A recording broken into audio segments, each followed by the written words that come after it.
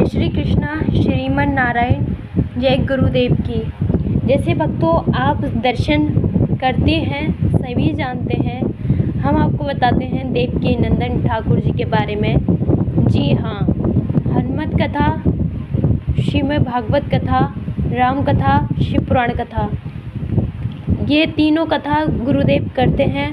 और इस वक्त भोले बाबा की नगरी ऋषिकेश में गुरुदेव हैं। सभी संत कहते हैं केदारनाथ चले जाओ, ऋषिकेश चले जाओ, बद्रीनाथ चले जाओ, हरिद्वार चले जाओ, वहाँ भक्तों का, महासंतों का, अघोरी संतों का बहुत ज़्यादा सैलाब बहुत ज़्यादा रहता है। जहाँ राम का नाम हो वहाँ भक्त का वास रहता है, वहीं भक्त होते हैं। कहते हैं ऐसी कोई गली नहीं जहाँ बालाजी की चली नहीं, जो राम का नहीं वो किसी काम का नहीं। जहाँ राम नाम है वहीं संतों का निवास है, संतों का वास है। और बद्रीनाथ, केदारनाथ, ऋषिकेश जहाँ भी चले जाओ महादेव का नाम ही नाम है, और वहाँ संतों का काफ़ी सैलाब होता है। गंगा जी की आरती, महा आरती इतनी पावन होती है कि आप बहुत सुकून जाओगे, तो एक सुकून, एक अलग ही ऊर्जा सी महसूस होगी। और आप देख सकते हो जो देवकी नंदन ठाकुर जी हैं, उनकी पत्नी जी, माता, पुत्र, उनका परिवार ऋषिकेश में है। इस वक्त कथा कर रहे हैं गुरुदेव, और कथा के साथ साथ घाट पे जाते हैं, आरती होती गंगा माँ की, साथ में उनके पुत्र गुरुदेव, साथ में कथा के संध्या आरती होती है और घोर आरती होती है सुबह की। आप देख सकते हैं भक्तों की इस प्रकार मन लीन हुआ है उस भक्ति में, भजन में, कि बहुत ज़्यादा आप देख सकते हैं महासंतों का हृदय बहुत प्रसन्न है। क्योंकि कथा और भजन जहाँ भी हमारे नगर में, क्षेत्र में कथा होती है, श्रीमद् भागवत कथा बहुत सुंदर, एक ताज़ा बहार आ जाती है। और जब वो विराम होती है तो एक अजीब सा, एक उजड़ा सा दुनिया से महसूस होती है। लेकिन जितने पल कथा होती है हमारा वो पल बहुत हसीन होता है और बहुत ही अच्छा होता है। श्रीमद् भागवत कथा 7 दिन की होती है, और 7 जन्म में हमारा, यानी कि 7 दिन होते हैं हमारे मृत्यु के और जीवन के। जी हाँ, जन्म भी हमें 7 दिन के अंदर लेना होता है, और मृत्यु भी हमारे 7 दिन में कौन से दिन भी हो सकती है।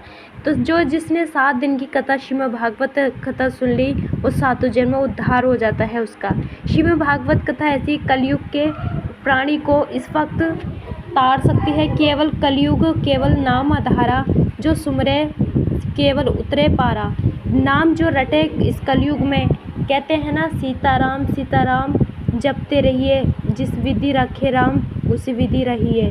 प्रभु का नाम जपोगे, कार्य करते रहो, अपना कर्म करते रहो, अपना अधिक से अधिक पैसा कमाओ, तरक्की करो और पढ़ाई करो, ऐश्वर्य बहुत ज़्यादा नाम कमाओ, लेकिन बहुत सरल रहिए और प्रभु को याद करके चलिए जीवन में, और अपने धन को धर्म में लगाइए। क्योंकि ये कलयुग है, मन बहुत चंचल हो रहता है, बहुत पापी हो जाता है मन। जो हमारा नेत्र देखते हैं वही हमारे मन को भजते हैं, मन उसी चीज़ की ओर भजता है।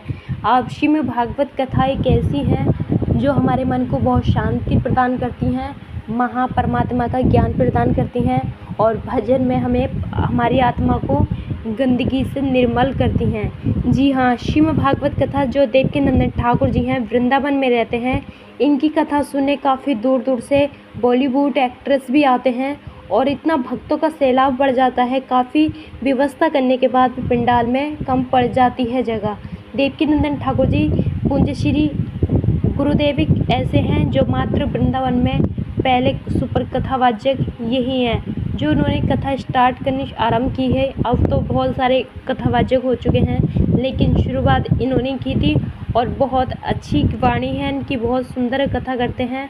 और इतना ही नहीं, देशों में, अन्य विदेशों में भी कथा कर चुके हैं, और काफ़ी सुंदर, काफ़ी अच्छा सैलाब, काफ़ी आनंद आता है। और आप देख सकते हैं उनके पुत्र उनके साथ हैं, उनकी पत्नी उनके साथ है, माता जी भी उनके साथ हैं। और ऋषिकेश में अपने योगा, जो महादेव की नगरी है, योगा भी हुआ था। गुरुदेव ने स्वयं योगा भी करा, आरती भी करी, वहाँ की वादियाँ भी देखी, दर्शन भी हुआ। और आप देख सकते हैं माला जाप थैली पे ठाकुर श्री देवकीनंदन ठाकुर जी की दर्शन हो रहा है और तुलसी की माला है। काफ़ी अच्छा लगता है जब हम एक साथ में बहुत कुछ भी धर्म का कार्य करते हैं तो हमें बहुत प्रसन्नता, बहुत खुशी होती है।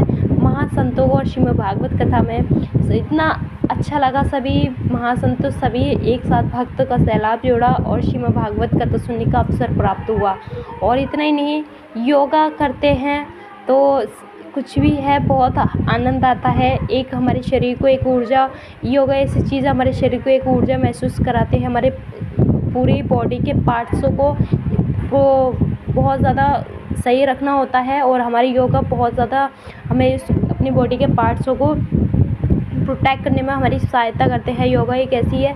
और हाँ, एक बात ध्यान रखें, भक्ति चाहे अपनी किसी की भी करो, यानी कि राम में भावना जागती है किसी की, किसी महादेव में जागती है, किसी बालाजी में जागती है, जिसमें भी आपकी भावना जागती है, भक्ति उनका नाम जिनको भी प्यारा लगता है तो अपने सच्चे हृदय से निस्वार्थ से करें और अपने कार्य हाथ पैर चलाते रहें, कार्य करते रहें, नाम जपते रहें, क्योंकि इस कलयुग में केवल नाम ही आधारा, सुमरत जो भी उसी को ही तारा।